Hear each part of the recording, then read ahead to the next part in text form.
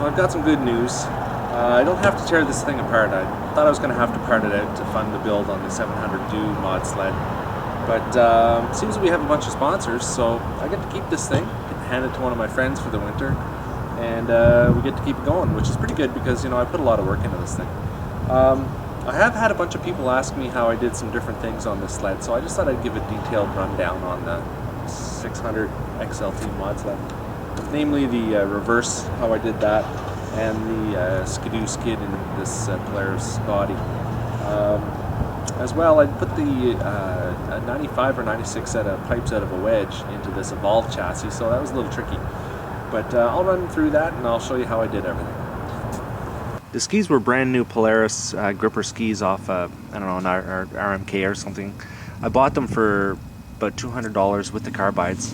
Brand new takeoff. Somebody put, I don't know, MTX CA Pro skis on or something. And they wanted to sell these, so I got them. Pretty good deal. Quite an easy fit, actually. All I had to do was just install them. They fit on here no problem. And they work great. Hardest time I had was trying to get the sleeve out of this spindle here. It was seized in, so I had to drill it out. So I did that. No real mods to the front suspension. All I did was just crank this up just about as much as it'll go, so it pulls it in nice and tight. Stiffened it up, but you know, it's almost too stiff. So what I'm going to do is I'm going to shorten these rods, bring the whole arm in so my stance is a little narrower, and it'll be a little easier to turn and play with in the powder. Who knows, maybe I'll even put some Fox shocks on it if I can get around to it. Lighten things up by a few more pounds. You can see my custom carbon fiber side panels here. I mean, they're not the prettiest, but quite literally they're just a few ounces to lift them up, carry them. Much lighter than the plastic pieces that were on there. I love these running boards. These are Fabcraft. I can't say anything bad about these guys. Mike there at Fabcraft is awesome. I don't know what model he made these for, or if these are just some one-offs, or what he did with these, because he doesn't have them advertised on his site anymore, this particular type of running board. But they just bolted right on here, right into the side of the tunnel. And obviously it wasn't the same size, but you know, there's enough plate underneath here that it holds it up just fine. I jump and bounce all over the running boards on this. It never gave me any problems at all. But they're sweet. There was no snow stuck in here at all. No ice, no slush, nothing. It worked very well. So this is my tunnel extension. MacGyvered, of course. You know, nobody makes a 121 to 159 extension, so I had to make my own. I'm just going to weld I already have it, just an aluminum bar across the back here just to make it a little easier to grab. But this thing works great. You know, I even strap a jerry can onto the back of that and it works fine. I sort of left a little, kind of almost did it like an I-beam, give it a bit more structure and rigidity. Just bent it along here a little bit and formed it up, worked fine. I also used the original Polaris piece of bent aluminum in the back just to give some stiffness. I'm going to pull this mud flap off. It's actually pretty hard rubber and probably weighs about 3 pounds. And I Swiss cheesed it, but it still didn't do enough, so it's coming off. Now everybody asks how I put the seat on, and actually it wasn't too bad. Just bolted it into the frame here. This is an old Rev XP fuel tank that I sort of butchered it up to give it some support underneath, and I just made these little L brackets underneath here, just riveted them on. So it does hold, but it just started to get a little loose in the back here. These little screws are coming loose. So what I'm going to do is I'm going to build a better bracket for this, and you know, put a bit of a U bracket that goes from side to side and gives it more support, because it did start to get a little shaky in here. The fuel tank is original. I wanted to keep it that way because it holds, I don't know, about 9 gallons, and I need that to get into my camp. So I used the original one. It did have a complete section that went all the way back to the tail light. So I just basically went in and I cut it all out, cut off the back part, any part that wasn't really usable and had weight to it, so I cut it off. So it works fine. Everybody knows that there's a plastic fairing that goes over here. That's gone. Pitched it.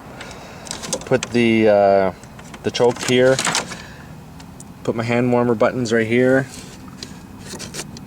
rewired everything, shortened them all up. Here's my tack. My heat light temperature gauge does work.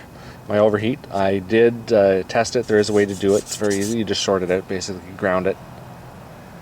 Works great. Of course, I do have a tether on it for when I wipe out, which I do, as you can see in my other videos. Got a set of Pro Taper bars. This is the original throttle block off the Polaris. PowerMad throttle extension.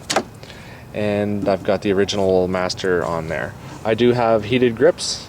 They're Polaris. I put those on. They work well. Now I had to use a pivot riser here. If I didn't, you know, the risers would sort of come out at an angle like that, and you'd be pushing me way back off the back of the sled, and you don't want that. So I used a PowerMad pivot riser with, I think that's about a 6-inch riser. Worked really well. You know what? And I clamped that down, and I never have any movement in there at all. I always thought there might be, but not at all. Now let's take a look at this, how I put the reverse in. To install the reverse, I didn't really have to do too much. This is the normal bracket that came on this, but some Polaris chain cases have a different bracket that come up higher and mount this thing to. I had to sort of twist the angle on a little bit because of the routing of the cable. It comes up here, goes all the way up, and it just comes underneath. It just comes underneath right here.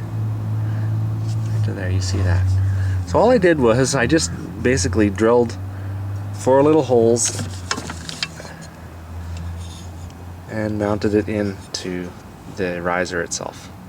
And that's it. I just adjusted it, make sure that it all worked and shifted the way it's supposed to, and it works pretty bang on every time.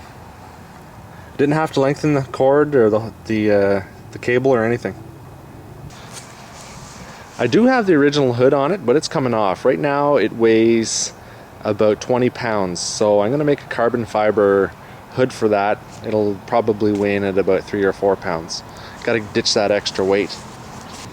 It does have an SLP airbox, high flow airbox. It takes, you know, right now it's, you know, taking some warmer air out from underneath the cab, but I did cut a big hole in there to vent some fresher air in, and when I make the carbon fiber hood, I'm going to make it with more of a duct that brings fresh, cold air in, because, you know, if it's sucking hot air from underneath here, you know, it's going to be a little about 60 degrees warmer, and we don't want that. The colder the air coming into the engine, the better. As you can see, I Swiss cheesed my belt guard, just getting rid of some of that extra weight. I pretty much change my belt every year, so I never really worry about blowing a belt on these things and having them come flying through the hood. So, you know, some guys run them until they explode, but I prefer not to do that because they're kind of like shrapnel blowing off everywhere. Just for clutching, I called the guys at SLP and they told me what to use. Basically, they set it up for my weight and my type of driving. I used the Polaris Blue Spring with 10 MW Polaris weights. I cleaned all my clutch up, made sure it was in good shape. In the second area, I used a black SLP spring and a 3438 Helix, I believe. It is listed in one of my other videos. In a nutshell, it just shifts properly up and down when I'm playing in the powder.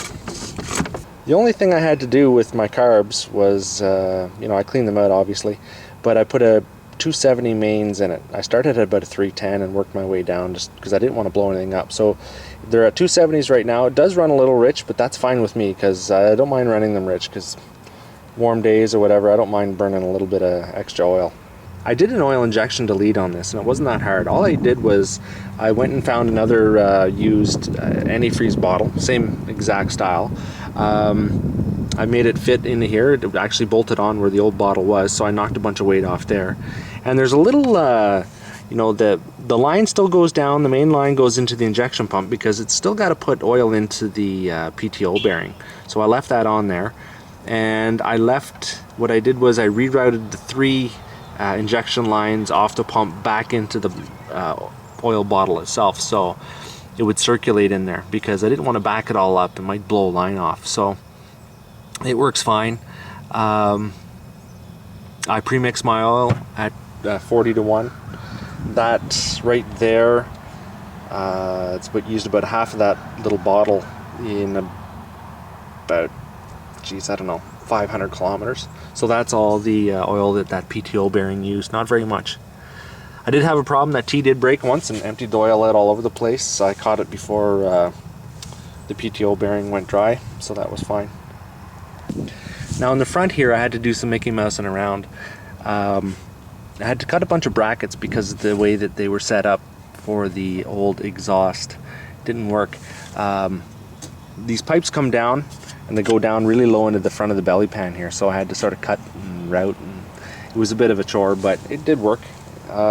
These usually go in a different chassis. These went in the not the Rev, but the what is it, a 95, 96 wedge chassis, Polaris wedge type style. Now, you can't see it on the other side, but this is the issue that everybody had. They say that they put these humps in for the extra 12 suspension for movement. But if you look under here, I don't know if you can see it, nothing can come up inside that hump. I don't know why they put that hump there. If you just draw a straight line across to where that shock mounts, I mean, that thing can flex as hard as it wants and it'll never go inside that hump. So everybody who says that you can't put pipes in because of that hump, well, all you gotta do is just take I use a little reciprocating saw, cut this hump off, put a piece of aluminum over top of it, and it acts like a heat shield anyway. So as soon as I did that, the pipes just fit in just like the wedge chassis, no problem at all. I had to remove a couple of brackets and bend things around a little bit. You know, it sort of squeezes in tight against here, but it does that with all the other machines as well. So that's the way they're supposed to fit.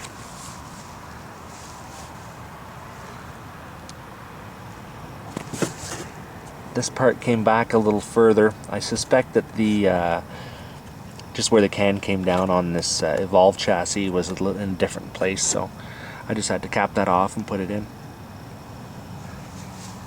I use this reflective insulating material here. Get it online. It's for soundproofing your car. I just put it up against the chain case and anywhere I could. I also used a reflective kind of tape, put it all across here. I didn't have any problems with anything melting. Now as far as the cooling system goes, I cut the running board coolers off. I took the front of tunnel cooler out because it's just extra weight and I didn't like it there. And what I did was I got a Summit. What I did was I got this early 2000 Summit cooler. The thing's huge, almost the entire length of the 121 tunnel. So I got that. I got a set of, I got the cooling lines for the same kind of sled, early 2000s. So they come up and they curl down really nice, gives me the proper bend that I need.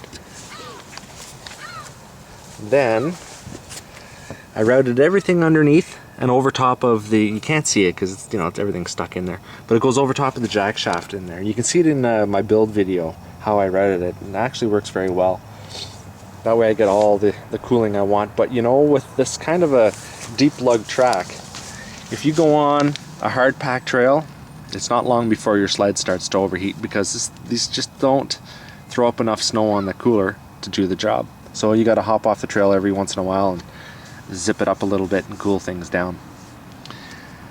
Now this is a 159 by 15 by 2 1/8 track that I got from Tracks USA. They're great there. I love dealing with them.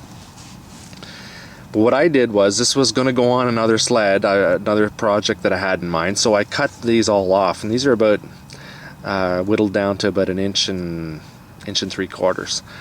So they don't have as much bite to them, but to be honest, there's no flex in them, so they really actually bite a lot better. If you see when they're 2 1/8 long, they get really thin and then they sort of start to flop over, and that's just because they're a little weak at the tip, and then eventually they just get bent. So there's nothing bending on these, man, and when they grab on hard. No problems with that track whatsoever. Now you can see the original mounting hole for the Polaris suspension right here. That's it. And this is where the suspension bolt is for the Skidoo suspension. So all I did to put this thing in is I install the track, right, lift up the back end, put the skid in it, pull back on the skid as hard as I can. You know, I don't use a winch or anything like that because I don't want to pull it too tight. I loosen off these wheels as much as I can, and then basically I just pull the skid back, and once it's all nice and tight, I sort of lock it in place with whatever I have to, a piece of rope or whatever, and then I just go up, see where the front mount needs to go for the bolt, punch a hole on both sides, and then drill it. And that's it, and then mount it. And as soon as that's done, I just want to make sure that I get the right position for the rear bolt. And all you got to do is call somebody with somebody that has the same kind of suspension and get them to measure the center of the bolts, just to make sure that it has the right profile for the suspension. Because you know, this can't be set back too far or too far forward, because then it just won't work right. The suspension has to be set up the way that Skidoo intended it to be set up. These here are just 3.5 inch by quarter plate aluminum, just drilled all the way up, right up to the top of the tunnel and punched in. These are the extensions my buddy made for me. They worked out really well. I made a couple calculations, and then after he made them I knew I did it too long. I have to shorten these up by about 3 inches, and the reason is this. I mean, this is where you guys get to learn from my mistakes, right? You can see how the track comes out, comes down, and it's on almost too much of an angle. The angle of attack is like that. You don't want that when you're riding the powder. That's like it's basically like a brick hitting the powder. It just does nothing for you. And I noticed it when I got into the deep stuff. As soon as I let off the throttle, the whole thing, the sled just stops. Now what you want is, you want a nice shallow angle of approach of your track. So basically it just pulls the sled up and on top of the snow. So I'm going to pull the suspension out, shorten up the extensions, slide everything back about, I don't know, 3-4 inches, and then that should be good. I might even do a drop and roll on the chain case, and that'll probably take care of things too. So I've got a little bit more work to do on this, but you know, it does work really well. In the chain case I used a 19-tooth Top Gear, and it's fine. I got all the low gearing that I need. You know, I don't want big top speed out of this thing. You can see in the videos I don't blow anybody away with it, but it's only, you know, about 100 horsepower with the pipes on it probably, so you know, it's not a speed demon, but it does what I want it to do, and it is quite a lot of fun. Now it's going to be a good sled to lend to my buddies so they can trash it through the trees. Well, let's hope not too badly, right? And that's about it.